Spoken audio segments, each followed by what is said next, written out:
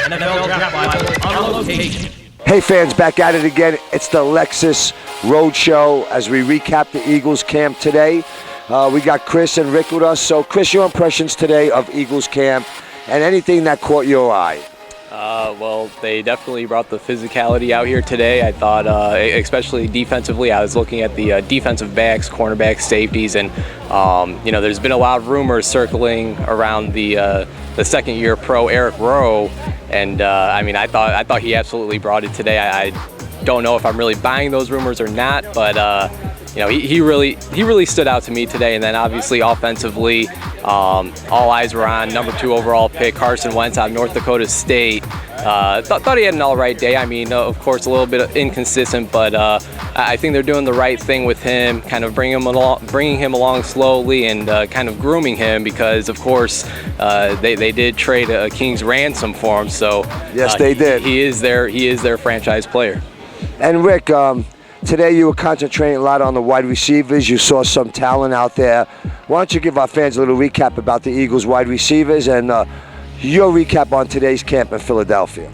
Yeah, I'll do it in reverse order. I want to comment on what Chris said. Eric Rowe laid the lumber on Trey Burton, and that was right after you saw the Eagles coaching staff really getting in the players' faces, telling them to turn up the intensity. And Deuce Staley is about as intensive a coach that you will find. Doug Pederson brought him here, and you could see, we felt it on the sidelines today. Yeah, he's really relentless. I also thought it was interesting to watch, coming from the Patriots camp, how the pace of the practice differs. And at Patriots camp, they're sprinting from the drill to the next thing. It's boom, boom, boom, boom, boom. Here at Eagles camp, it's a little bit more laid back approach. People are kind of walking in between drills, and we'll see how that translates, but I found that to be interesting. And then in terms of the wide receivers, Caleb Jones is out here making plays up and down the field, undrafted out of Arizona, and this guy had 23 missed tackles last season, and you could see his ability to separate and get open. And Doug Pederson also noticed that. And you take a look at this wide receiver depth, Ruben Randall, he made a point to name him specifically, is really impressing. Jordan Matthews as well. Of course, you got guys like Nelson Aguilar and Josh Huff who have been here for a while, but I really believe that Caleb Jones is going to make this football roster, and if he doesn't, there will be an NFL team that calls him very soon. Well, this is Coach Pederson's first year with the Eagles after the Chip Kelly regime. What do you see here at camp about some of the changes that he's bringing to the organization? Well, I think it's less science and technology. In your question, he said we're not really using a system, but you said, Carson Wentz has the camera and the other 2 quarterbacks didn't, and he said they are using that for some other players and testing it out to see, is it beneficial? But it is, because, you get to see the point of view of what Carson Wentz is looking at. Is he finding the right receiver? Is he making the right progressions? And, I think they're doing the right thing out here by redshirting Carson Wentz, and he's, the plan is he'll be inactive every game, and you see it. It's Bradford, it's Daniel, and then it's Wentz, and Bethel Thompson is a spectator, but right. But he was here, Bethel Thompson. He's dressed. He's ready to go if needed. But you could see Wentz, couple balls behind, little wobbly, but then he comes and throws a bomb right on the bucket. So you see the flashes of potential, but I think, grooming him in a Steve Air McNair type of style, I think could really, really help his progression and development. Especially here in Philly with the Philly fans, Chris. Philly fans are tough to deal with, and if you're losing, boy, is it ever difficult. The media, too. The media PR. Well, it is a tough place to play. It's a tough place to win, and if you win, things are great.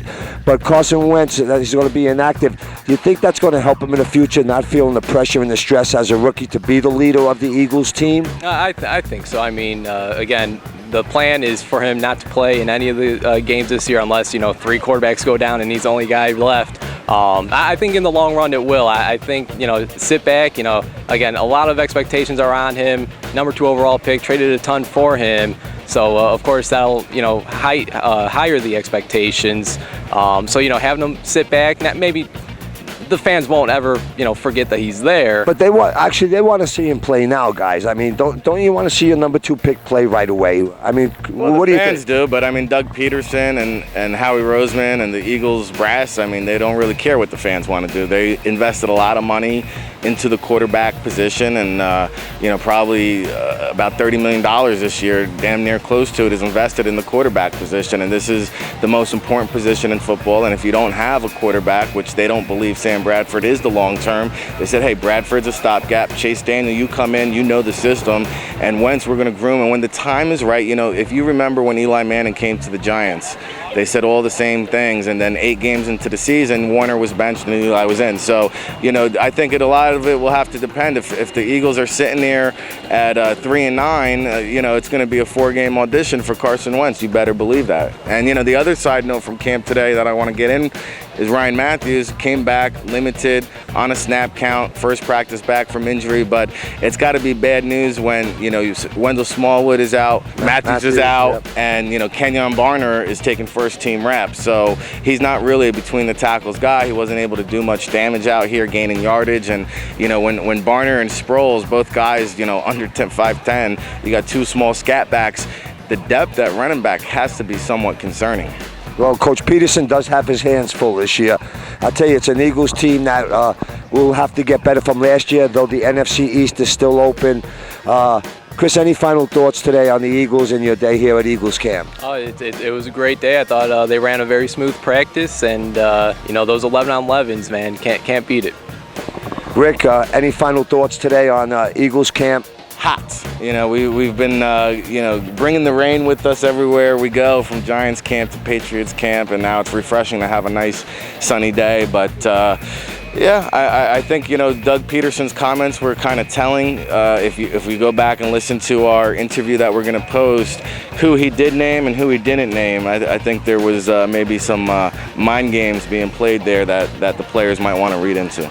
Well, as we get ready to finish up, my final thoughts on today's practice here at Philly was a decent practice. A little inconsistency, some offside, so a lot of work needs to be done out here in Philly.